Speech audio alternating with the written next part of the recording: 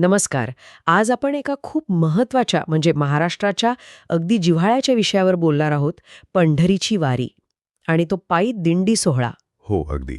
आपल्याकडे यावर बरीच माहिती आहे, काही जुन्या नोंदी, काही लेख. बरोबर. आणि यातूनच आपण ही जी सुमारे 800 वर्षांची परंपरा आहे ना, तिचा अर्थ समजून घ्यायचा प्रयत्न करूया. म्हणजे संत ज्ञानेश्वर महाराज, संत तुकाराम महाराजांच्या पालख्या. आणि ते लाखो वारकरी जे चालतात एकत्र. हो, या सगळ्या पैलूंवर आपण बोलू. तर मग सुरुवात वारी म्हणजे नेमकं काय इथून करूया का? अनेकांना माहीत असेल, पण तरीही. हो, नक्की.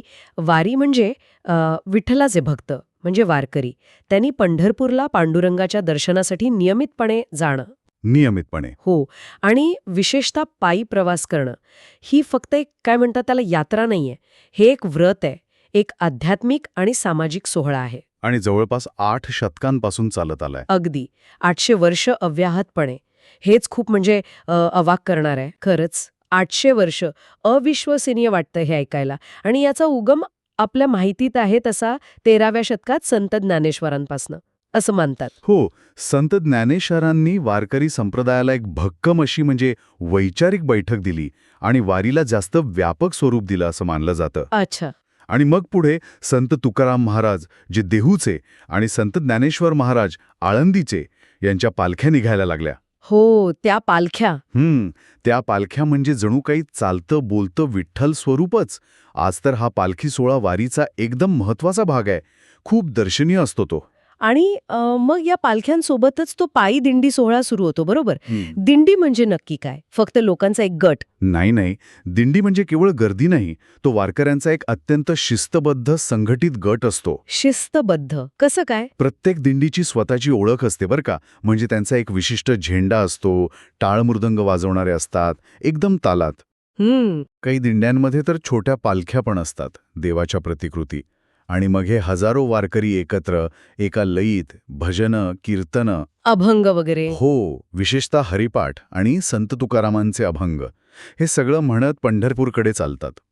हा फक्त नामस्मरणाचा प्रवास नाहीये. म्हणजे फक्त चालणं आणि गाणं नाही, अजून काही आहे यात? नक्कीच. सेवा हा खूप महत्वाचा भाग आहे यात.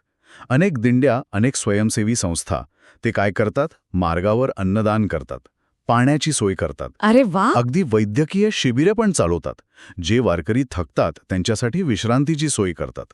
ही एक म्हणजे परस्पर सहकार्याची आणि निस्वार्थ सेवेची एक विलक्षण साखळी आहे. कल्पना संगावर येते. लाखो लोक एकत्र चालतायत, टाळ मृदुंगाचा गजर, अभंगांचे सूर. तो अनुभव खरंच तिथेच घ्यायला हवा. आणि हे अंतर पण किती?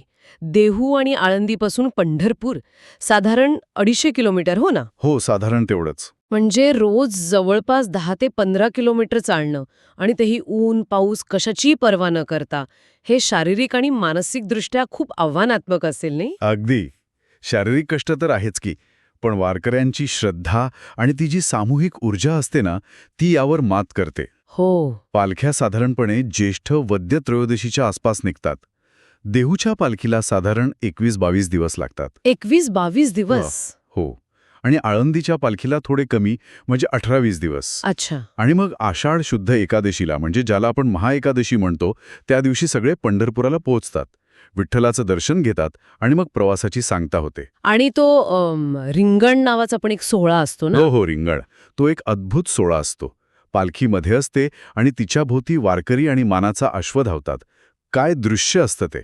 इतका मोठा प्रवास, एवढे कष्ट, या सगळ्या मागे वारकऱ्यांसाठी मूळ उद्देश काय असतो? फक्त विठ्ठलाचं दर्शन की अजून काही? मुख्य उद्देश तर अर्थातच विठ्ठलाचं दर्शन घेणं. वारकरी विठ्ठलाला माऊली मानतात, म्हणजे विष्णूचा अवतार जो आपल्या भक्तांसाठी युगे 28 विटेवर उभा आहे. माऊली. त्यामुळे त्याच्या भेटीला पायी चालत जाणं हे एक समर्पण आहे, भक्तीची तीव्र भावना आहे. पण त्या पलीकडे जाऊन पाहिलं तर ही वारी म्हणजे एक प्रकारची वार्षिक शुद्धीकरणाची प्रक्रिया आहे. स्वतःला तपासून बघण्याची संधी. अच्छा. आणि ही फक्त वैयक्तिक साधना नाहीये, ती एक सामूहिक चेतना आहे. एकता, समता याचा अनुभव देणारी आहे. समता हा शब्द खूप महत्वाचा वाटला मला. एवढ्या मोठ्या गर्दीत हे कसं साधलं जातं? अगदी. आणि हेच वारीचं सगळ्यात मोठं वैशिष्ट्य आहे असं मला वाटतं. तिथे जात, पात, लिंग, गरीब श्रीमंत असा कुठलाही भेद नसतो. खरंच नाही? अजिबात नाही. सगळे फक्त वारकरी, विठ्ठलाचे भक्त. एकत्र चालणं, एकत्र भजन करणं, एकत्र जेवणं. यातून नकळतपणे समाजातल्या भेदाभेदांच्या भिंती गळून पडतात. हे फक्त बोलण्यापुरतं नाहीये, हे अनुभवातून येतं. आणि दुसरी गोष्ट म्हणजे शिस्त. प्रचंड गर्दी असूनही कमालीची शांतता, शिस्त, कुठेही ढकलाढकली नाही, परस्पर आदर. हे संघटन कौशल्य पण अचंबित करणार आहे. खरंच.